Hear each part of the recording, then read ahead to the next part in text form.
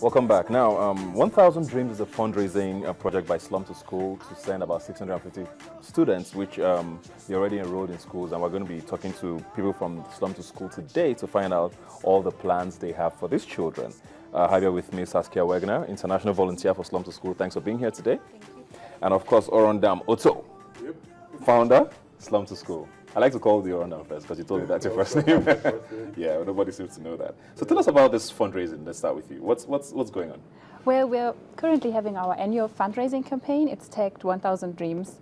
And this year we want to support 1,000 children back into school. So we already have enrolled 650 children since we were founded. And now we want to support these 650 children and reach out to another 350 children. So this is about educational scholarships, and also we want to build mentorship hubs, community mentorship hubs, which will also serve as early childhood education centers, because it's mostly the young children. They are too young to venture out of the communities alone, and the schools are more on the outskirts of the community. So that's why we want to go in the community and educate the children there. Okay, so you're not building schools per se, are you? We're building schools, but these schools are community. They're schools in the community. We call them mentorship hubs because they wouldn't just serve the purpose of a school. They'll also have other purposes which will benefit the community, like a health center, a skill acquisition center, a community library, or a community ICT center. Now, these are things we've been able to discover that if these kinds of facilities are in these communities that do not really have this kind of amenities, it will help the communities. It will help the children also, get access to education right in the comfort of their community. And so the campaign is to see how we could ensure that 1,000 children over the next 1 year will have access to education out of the community and within the communities. Okay, so give us an idea of what you're looking to. How much you're looking at, first of all. Let's start with that. Okay, great. Based on our approach, to get a child to school and keep a child in school, because we are not just focused on getting these children into school and leaving them. Our goal is to take the children through basic education. And for a year, our target to keep a child in school is about 30,000 naira. That covers for uniforms, bags, books, sandals, school, chairs, psychosocial support, which about 6-7 psychosocial support, medical support, excursions. So it's a whole package, and it's been brought down to about 30,000 naira for a child, which is very affordable because we know as an organization we need to keep our budgets very low and ensure that every other person, even a young student, can afford this to support a child. Yeah. And since we started in 2012, we've had over 3,000 volunteers from 25 countries who have continuously worked passionately to get these children into schools, support them in schools, and ensure that they are continuously supported. And for this fundraising, with for a child, like we say, 30,000 naira. For 1,000 children, our goal is 30 million naira. And we believe this is something that can really be achieved. And we are not just reaching out to individuals, corporate organizations out there who really want to develop a very structured corporate social responsibility approach. We're looking at partnering with organizations that have a good brand, and we also want to leverage on our sustainable approach to create more relevance in the society. Okay. Now, Saskia, how does this fundraising work? I hear there's a walk that's going to happen, and what happens? What's the plan? So basically, it's a social media-driven fundraising campaign. So we are very active on all platforms, social media platforms. We have. And there is this Indiegogo platform. Okay. It's like Kickstarter. Like we have a campaign, so people can donate there. People can donate on our website. We have lots of activities that go along with the fundraising. Like next week, we have the skill acquisition ending ceremony.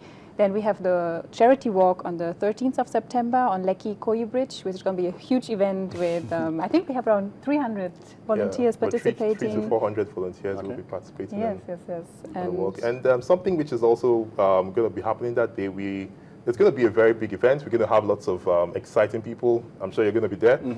And we will possibly be unveiling a few ambassadors, Slum to School ambassadors, and it's going to be a very, very exciting event. We're going to have some of our children who will also be having a performance after the charity walk, and we really hope to not just use the social media approach to raise funds, but we want to bring it live so people can also see what we're doing and get to connect directly with the organization. Yeah. So you mentioned children then, and I want to ask you. I mean, it's sort of a twofold question.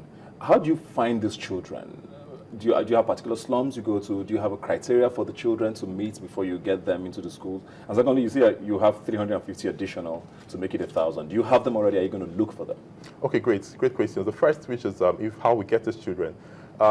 Like we said, we are driven by volunteers, professional volunteers, and these are volunteers who have gotten university education. Some of them have their masters, some of them have their PhD. We have international volunteers, lots of people who have skills in social work, and so we identify communities that are vulnerable. For example, the first community we started in 2012 was Makoko community, and we've been there for about 2-3 years now till date.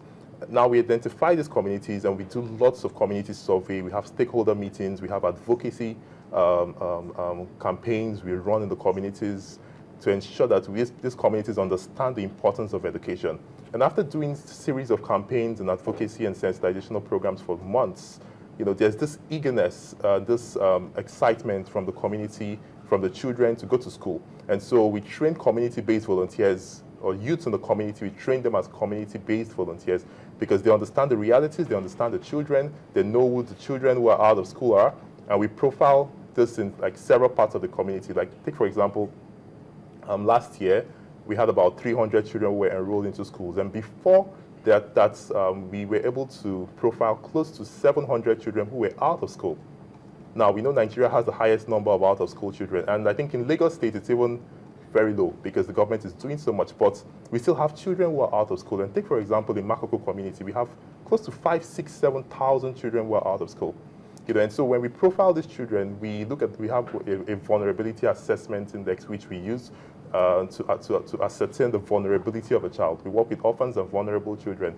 And after we've done all of this, we know children who are orphans who really need this lifeline to get access to education. And so we enroll them into schools and we provide lots of programs and support programs to keep them in school. Yeah. And I think that's been really very successful.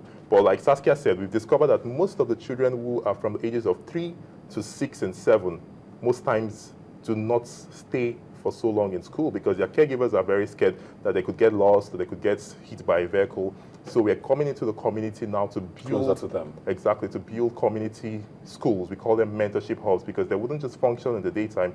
We want to see how we could bring some kind of innovation. If the children can't go to school in the morning, we can... And we're really working with the government to achieve most of this stuff because we believe in collaboration. As an organization, we are not out there to compete with any other organization. We want to see how we can build a sustainable society for not just ourselves, not just our children, but future generations to come.